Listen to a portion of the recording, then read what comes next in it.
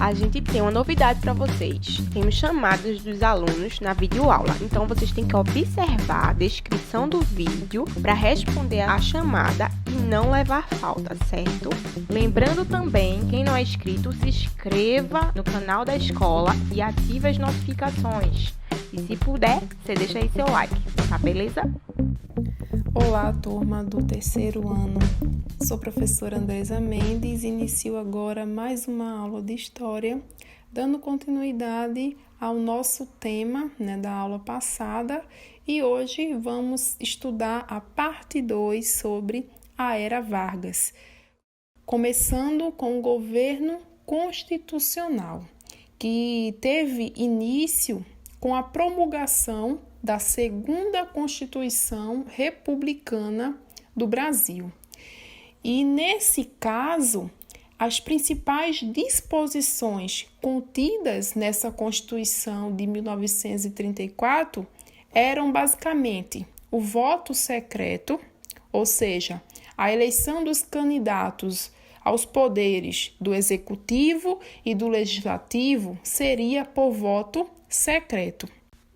Outro elemento importante foi o voto feminino, isto é, o direito de voto ele foi estendido às mulheres. Temos também a presença da justiça eleitoral, ou seja, era um ramo especializado do poder judiciário que zelaria pelas eleições. Outro ponto interessante para destacar para vocês na Constituição de 1934 é referente aos direitos trabalhistas, ou seja, eram direitos fundamentais que teriam de ser garantidos pelos empregadores, como é o caso do salário mínimo, da jornada de trabalho não superior a 8 horas diárias, férias anuais remuneradas e indenização no caso de demissão sem justa causa. Outra coisa também foi que, nesse momento, foi proibido o trabalho de menores de 14 anos.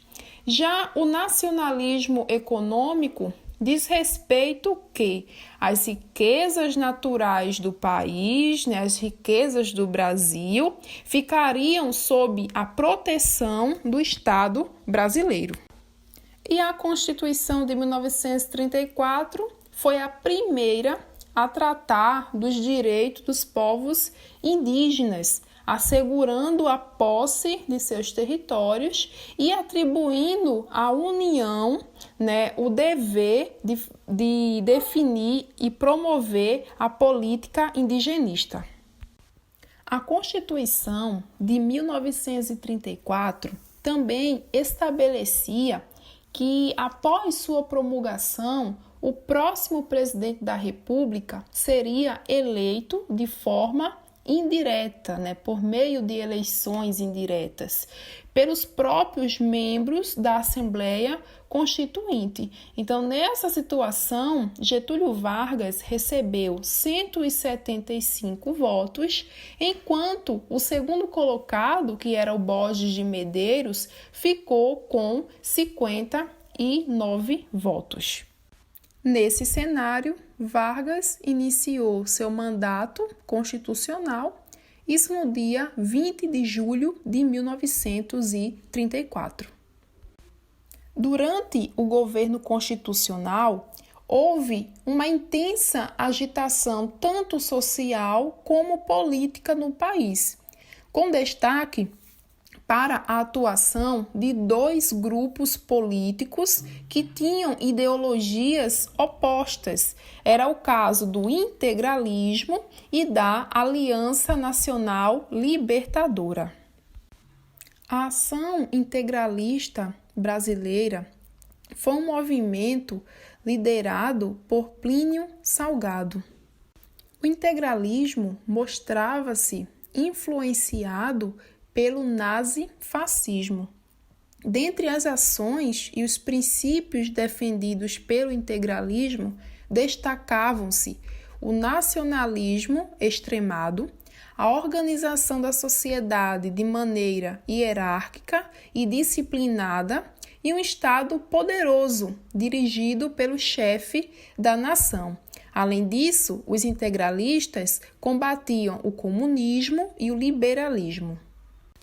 Os integralistas, como eram chamados, adotaram como símbolo do movimento a letra grega sigma e com lema as seguintes palavras: Deus, pátria e família. Eles também se submetiam a uma rígida disciplina. Vestiam uniforme com camisas verdes, sendo por isso também conhecidos como camisas verdes, e desfilavam pelas ruas gritando a saudação indígena Anauê, que em tupi significa "você é meu irmão". A ação integralista brasileira conquistou a simpatia de uma parcela de empresários, profissionais da classe média e militares.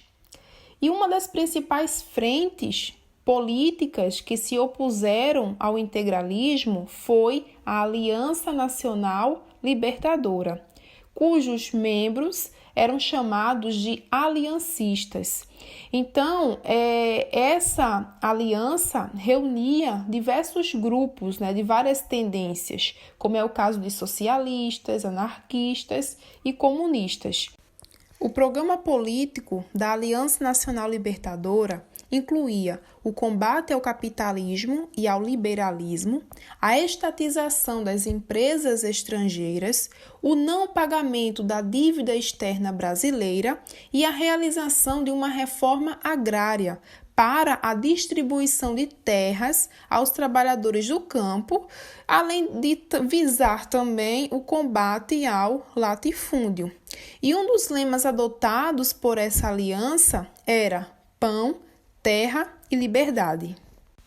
A Aliança Nacional Libertadora era liderada por Luiz Carlos Prestes, que em 1920 comandou a Coluna Prestes, que foi um movimento que, junto ao tenetismo, do qual Vargas inclusive fez parte, combatia as oligarquias tradicionais.